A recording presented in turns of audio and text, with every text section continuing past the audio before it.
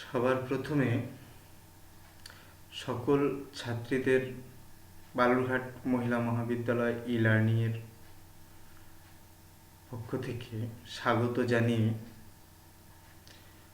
আজকের ক্লাস শুরু করব। হিস্ট্রি অনার্সের সেমিস্টার 2 DC4 থেকে নেচার অফ সুলতানাত স্টেট অর্থাৎ সুলতানি রাষ্ট্রের প্রকৃতি নিয়ে। দিল্লির সুলতানি শাসন যে প্রতিষ্ঠিত হয়েছিল এবং মোগল শাসন প্রতিষ্ঠার পূর্ব পর্যন্ত টিকে ছিল, সেই সুলতানি রাষ্ট্রের প্রকৃতি নিয়ে আধুনিক ঐতিহাসিকদের মধ্যে বিতর্কের শেষ কিন্তু আজও হয়নি, এটা প্রথমেই বলে রাখি। অর্থাৎ মত পার্থক্য আজও আছে, বিতর্ক আজও আছে। বিতর্কের মূল বিষয় কি? যে দিল্লির সুলতানি সাম্রাজ্য বা সুলতানি রাষ্ট্র কি ধর্মাশ্রয়ী রাষ্ট্র ছিল নাকি ধর্ম নিরপেক্ষ রাষ্ট্র ছিল? আধুনিক ঐতিহাসিকদের মধ্যে ডক্টর R.P. ত্রিপাঠী, ডক্টর ঈশ্বরী প্রসাদ, ডক্টর শ্রীবাস্তব, রামচরণ শর্মা, রমেশচন্দ্র মজুমদার প্রমুখ বলেছেন যে সুলতানি শাসন ছিল ধর্মাশ্রয়ী, থিওক্রেটিক।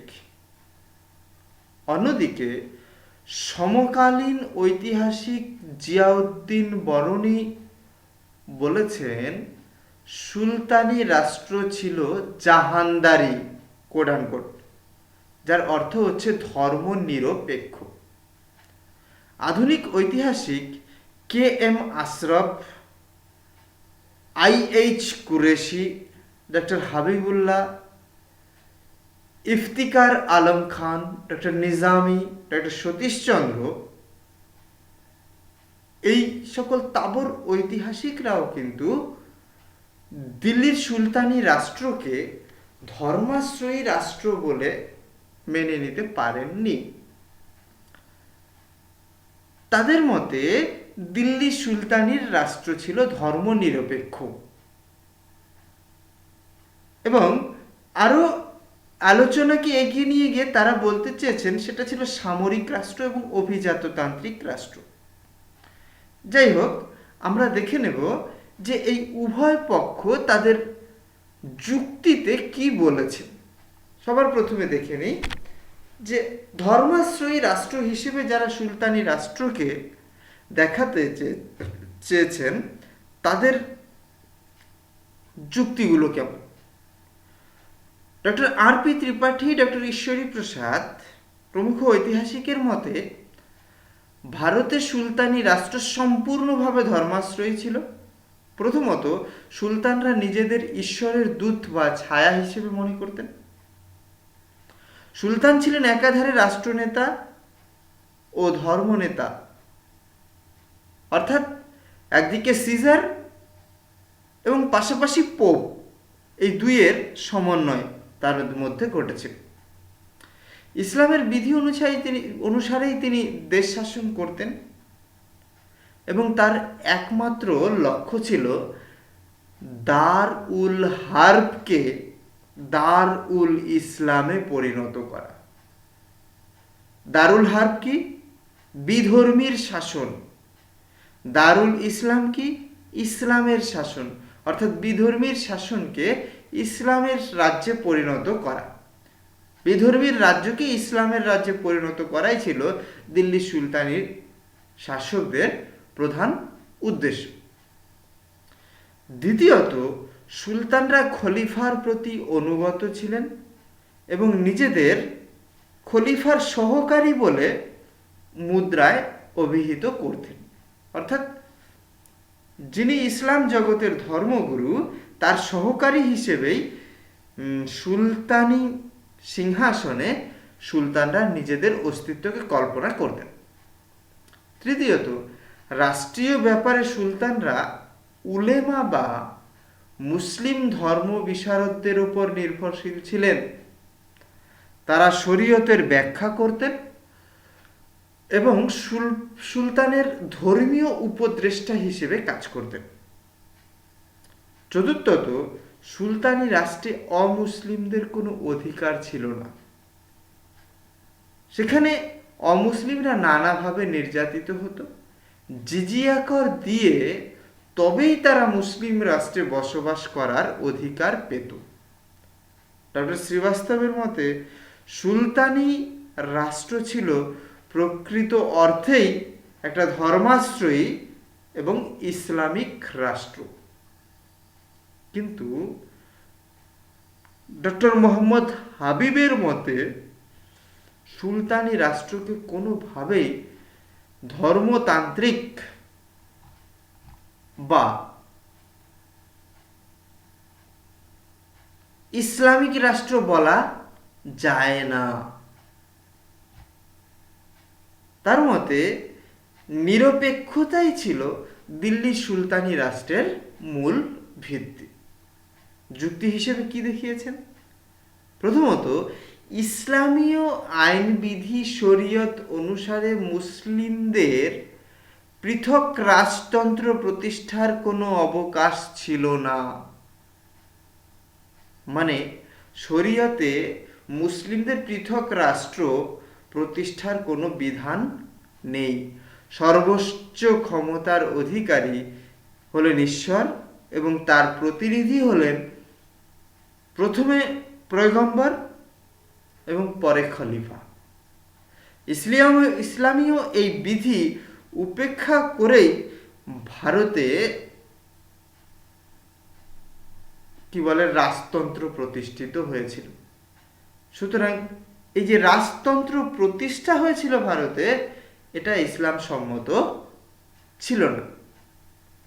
দ্বিতীয়ত, ইসলামীয় তত্ত্ব অনুসারে খলিফা হলেন সমগ্র মুসলিম জগতের ধর্মীয় ও রাষ্ট্রীয় প্রধান।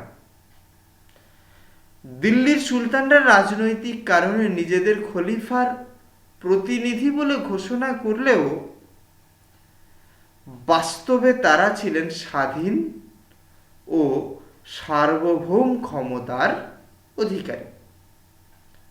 অর্থাৎ দিল্লির সুলতানদের স্বাধীন ও সার্বভৌম ক্ষমতা ইসলাম সম্মত ছিল না। অর্থাৎ ইসলামীয় তত্ত্বে কোনো ইসলামিক শাসকের, সে খলিফাকে বাদ দিয়ে অন্য কোনো ইসলামিক শাসকের সার্বভৌমত্ব স্বীকার করা হয় না। তৃতীয়ত, দিল্লির সুলতানরা কখনোই ভারতকে ইসলামিক রাষ্ট্র বলে ঘোষণা করেননি। শাসক পরিবার মুসলিম হলে শাসক সম্প্রদায়ের সকলে কিন্তু মুসলিম ছিল না। দিল্লির দরবার ও সেনাবাহিনীতে বিদেশি মুসলিমদের কর্তৃত্ব প্রতিষ্ঠিত হলেও দেশ জুড়ে হিন্দু শাসিত অসংখ্য ছোট ছোট সামন্ত রাজ্যের অস্তিত্ব কিন্তু সমগ্র সুলতানি শাসনের সময়কাল ধরেই থেকে গিয়েছিল। আর গ্রামীণ শাসনের দিকে তাকালে দেখা যাবে সেখানে হিন্দুদের এক প্রকার একাধিপত্যই ছিল। অর্থাৎ হিন্দুরা যে পুরোপুরি উপেক্ষিত ছিল বা উপেক্ষিত ছিল, এই তত্ত্ব কিন্তু এই যুক্তিতে ঠিক খাটে না। চতুর্থত, উলেমারা ছিলেন কোরআন ও শরীয়তি আইনের ব্যাখ্যাকার। ধর্মীয় ব্যাপারে তারা সুলতানকে পরামর্শ দিতেন। সমাজ ও রাষ্ট্রে তারা যথেষ্ট মর্যাদার আসনে প্রতিষ্ঠিত ছিলেন। এ সত্ত্বেও তাদের কথা মতো দেশ শাসিত হতো না বা সুলতানও সর্বদা তাদের কথাকে পাত্তা দিতেন না। বলবন আলাউদ্দিন খলজি, মোহাম্মদ বিন তুগলক তাদের যথেষ্ট নিয়ন্ত্রণে রেখেছিলেন এবং বহু ক্ষেত্রে তারা উলেমাদের সম্পর্কে প্রচুর নিন্দা বাক্য উচ্চারণ করেছেন।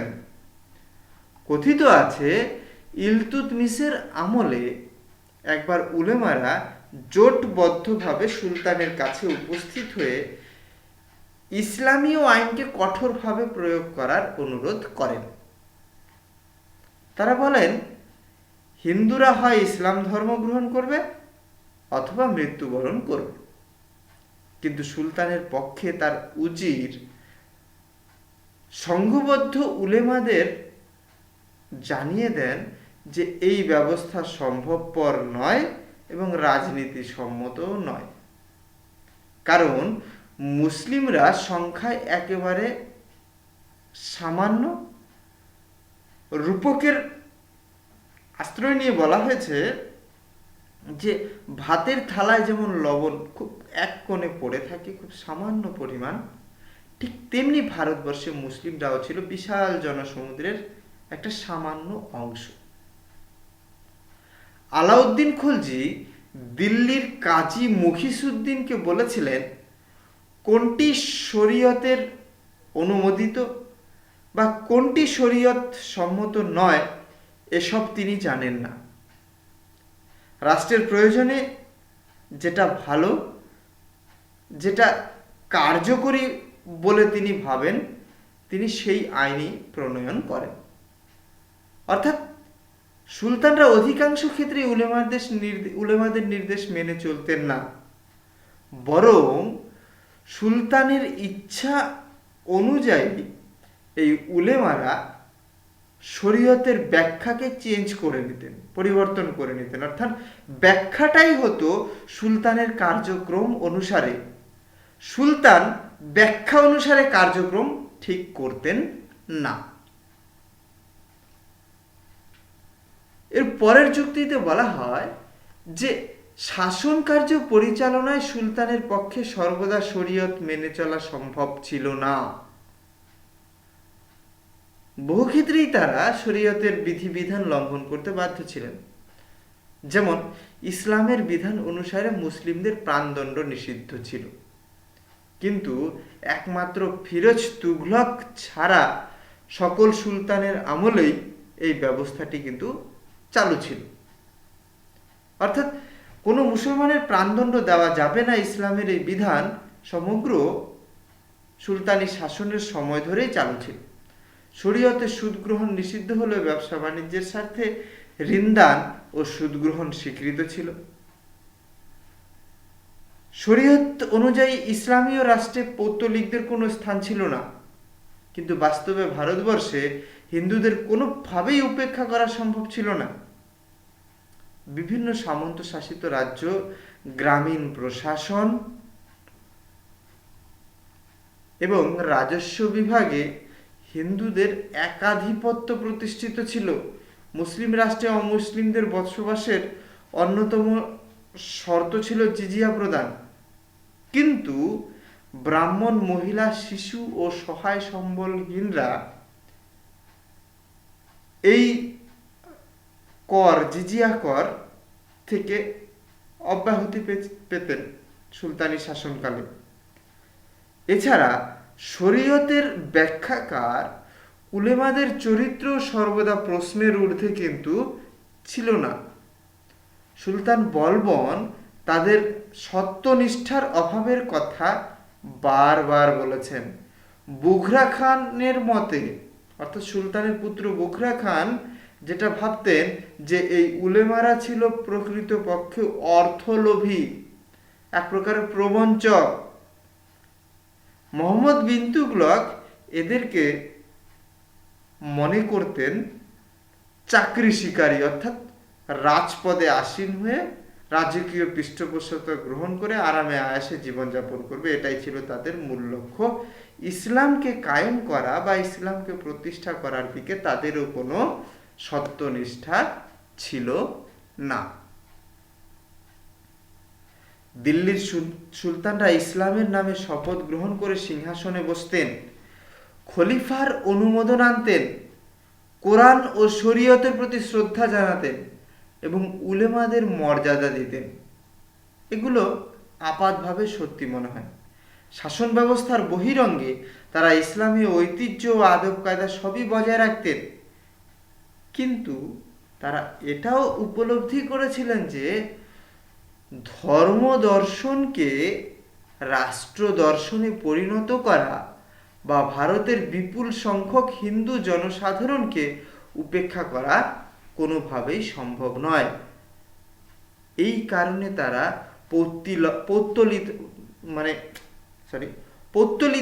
পৌত্তলিকতাকে প্রশ্রয় দিতেন, হিন্দুদের বিভিন্ন অনুষ্ঠানে অংশ নিতেন, হিন্দু যোগী ও ধর্মবেত্তাদের সঙ্গে দেখা যাবে শাস্ত্র নিয়ে আলোচনাও করতেন।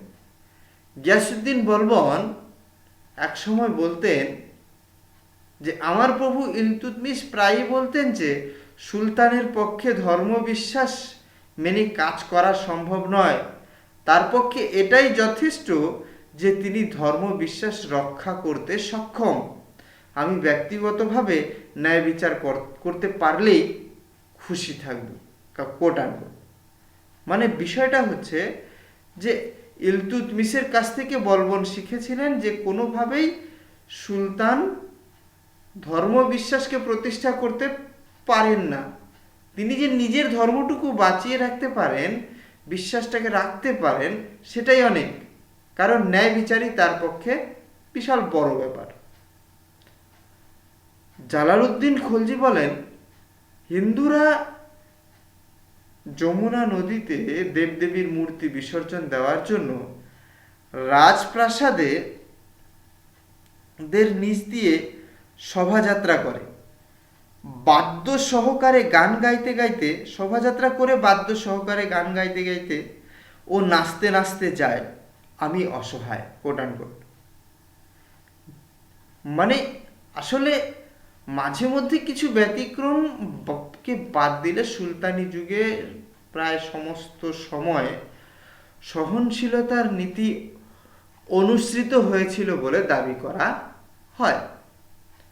ডক্টর সতীশচন্দ্র বলেছেন যে সুলতানি যুগে তরবারির ভয় দেখিয়ে কাউকে ইসলামে ধর্মান্তরিত করা হয়নি। রাজনৈতিক লাভ ও অর্থনৈতিক সুযোগ সুবিধা বা নিজেদের সামাজিক মর্যাদার উন্নতির আশায় অনেক হিন্দু ইসলাম ধর্ম গ্রহণ করে। কখনো কখনো কোনো শাসক বা উপজাতীয় প্রধান ইসলাম গ্রহণ করলে প্রজারাও তার দৃষ্টান্ত অনুসরণ করেন। মানে ব্যাপারটা হচ্ছে যে ডক্টর সতীশচন্দ্র বলতে চেয়েছেন যে কাউকে জোর করে ইসলাম ধর্ম দীক্ষিত করা হয়নি। রাজনৈতিক এবং সামাজিক সুযোগ সুবিধা, অর্থনৈতিক সুযোগ সুবিধার লোভে বহু অমুসলিম, বিশেষত হিন্দুরা দেখা যাবে ইসলাম ধর্ম সে সময় গ্রহণ করেছিল।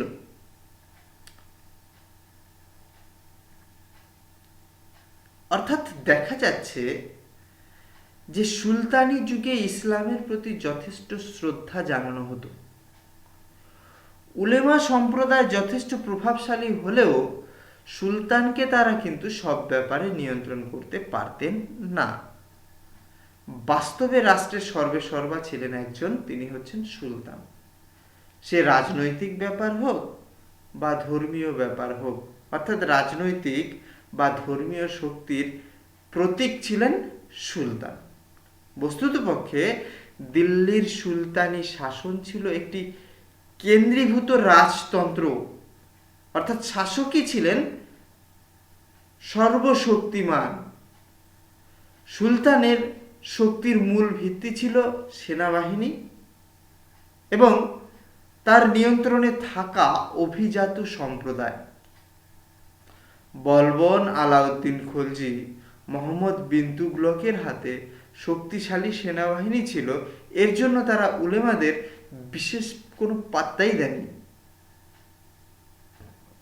তাই ডক্টর সতীশচন্দ্র বলেছেন প্রকৃতপক্ষে সুলতানি রাষ্ট্র ছিল একটা সামরিক রাষ্ট্র বা অভিজাততান্ত্রিক রাষ্ট্র।